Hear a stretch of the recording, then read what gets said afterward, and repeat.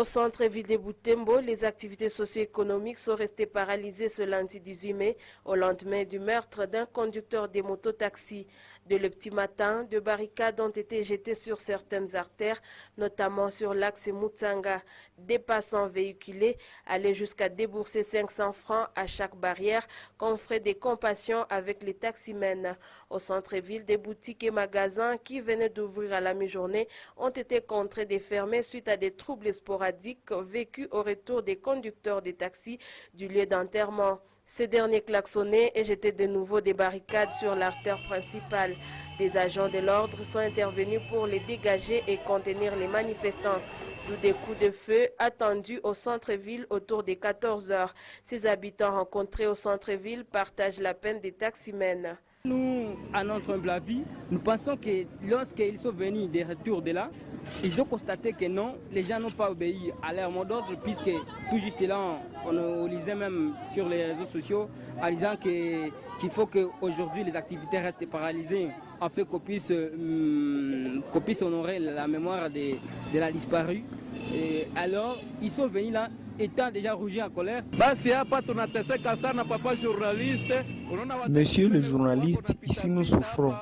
Vous voyez les taximens en mouvement, ils viennent de l'inhumation de l'un de leurs qu'ils ont perdu, qui a été assassiné ici à Kavaendi. Et subitement, ils nous demandent de fermer nos boutiques et magasins. Voilà encore, dans la classe de taximens, il y a encore un camp, une famille qui a été éprouvée, toujours qui a été causée par un agent de l'ordre, toujours à ville de Butembo. C'est un cas déplorable parce que depuis longtemps, nous sommes en train de subir des actes meurtriers. Nous les condamnons avec amertume, ces genres d'actes barbares. Dimanche, un mouvement des jeunes a appelé les habitants à observer une journée ville morte pour protester contre la recrudescence de l'insécurité à Butembo. Ceci après l'assassinat du taximan Kassere Kakabouyaya, lâchement abattu par des hommes armés non autrement identifiés dans la vallée de Kavaendi. La victime était membre de la TAMOV, une puissante association de jeunes taximens opérationnels dans la région. Il s'agit des métiers qui se pratiquent avec risque. Ce lundi, pendant qu'il couvrait la manifestation des taximens, le journaliste reporter de Moto TV a été agressé par des policiers. Javier Kasereka a vu sa tête torturée, ses poches dépouillées par des éléments de l'ordre qui étaient gênés de voir la caméra les filmer près du rond-point VGH. J'ai été victime d'une attaque, d'une menace de la part des policiers, je ne sais pas, mal intentionnés, et qui étaient à perte de vitesse ou qui avaient déjà perdu leur cible, parce que bon, moi je ne faisais que prendre les images pour illustrer mon article, mon papier du journal du soir, et voilà donc je dirais que je suis tombé dans les mauvais moments, alors que les policiers étaient, je ne sais pas comment, ils étaient ivres, je ne sais pas comment. Alors, ils se sont mis à m'attaquer, ils m'ont giflé partout, ils m'ont fouetté tel comme ils voulaient. Ils m'ont giflé ici à la tête, et presque à la bouche et aussi partout. Donc, toutes les parties du corps ont vraiment subi au moins un coup. Alors, c'est aussi ça la police et de la RDC. La direction de Moto TV condamne cet acte des policiers. Elle exige des réparations pour les préjudices subis. Je suis très indigné puisque nous avons eu les messages sur les réseaux sociaux que il y a des groupes de pression, certains groupes de pression qui décrètent une journée chômée et une journée ville morte parce que il y a eu ceci ou cela. Nous savons que le taximan a été assassiné. Nous avons envoyé notre journaliste. Nous avons envoyé notre journaliste sur terrain. C'était pour constater l'effectivité ou peut-être la désobéissance par rapport à cette journée ville morte. Malheureusement, je ne sais pas si c'était lieu d'opération.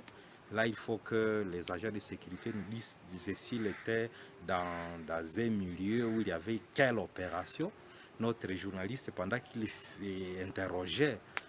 interrogeait certains qui étaient déjà à service, a été agressé. Parce qu'il était dans son service, c'est la liberté de la presse, il ne peut pas passer son information sans illustration.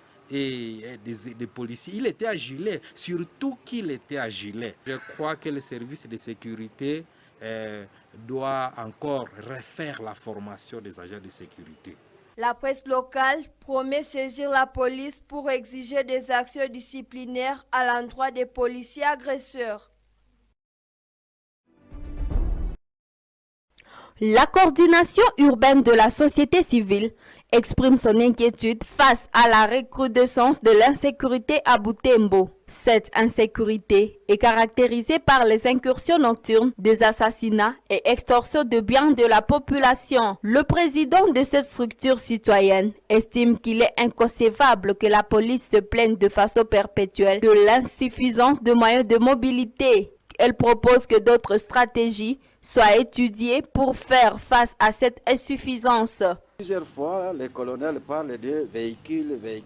Je me rappelle, dans une autre émission, j'avais déjà proposé qu'on fasse des patrouilles adaptées d'abord à notre géographie. Et il n'est pas exclu de faire des patrouilles pédestres. Si c'est tout à les véhicules qui doivent quitter Katoa pour aller, je ne sais pas, à Butsondo ailleurs, est-ce qu'il n'y a pas de policiers qui peuvent aussi marcher à pied? Le colonel vient de nous parler de combien? 32 sous-commissariats. Et je suppose que dans chaque sous-commissariat, il y a au moins 2 policiers quand même la nuit, qui peuvent par exemple faire la permanence. Alors, l'état qu'on appelle le véhicule qui, je ne sais pas, aller à Kiala, ceux qui font la permanence dans les sous-commissariats, qu'est-ce qu'il faut?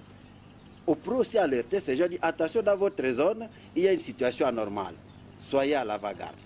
De façon que les renforts, même si ce n'est pas le véhicule, arrivent, au moins eux sont déjà à l'avant-garde.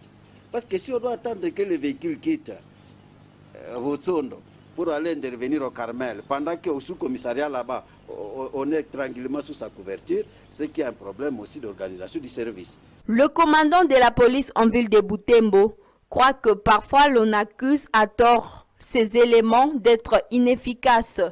Réitérant le manque de ressources et notamment la mobilité, il soutient que beaucoup parmi les populations civiles sont ceux qui ne détiennent pas le numéro vert de la police. Une phrase que la population aime répéter. Nous avons appelé la police n'est pas venue, la police vient toujours en retard, la police vient après 2 jours, la police ne vient jamais. N'est pas venue, arrive toujours en retard, après 2 jours, 3 jours, n'est pas venue. 2 numéros verts de la police, 081 10 50 066 97 097 0046 0046 et puis 972. 972. Pourquoi le numéro est fixe? Pour qu'on ne puisse pas dire que non, il était dans un endroit tel qu'il n'y avait pas de réseau. Non. Moi, du côté du numéro, je vous rassure que quand on appelle, si ça ne prend pas, il ne faut pas vous décourager. Depuis une dizaine de jours, la ville de Butembo fait face à une montée exponentielle de l'insécurité, caractérisée par des pillages nocturnes de biens de la population, de viols ainsi que de meurtres.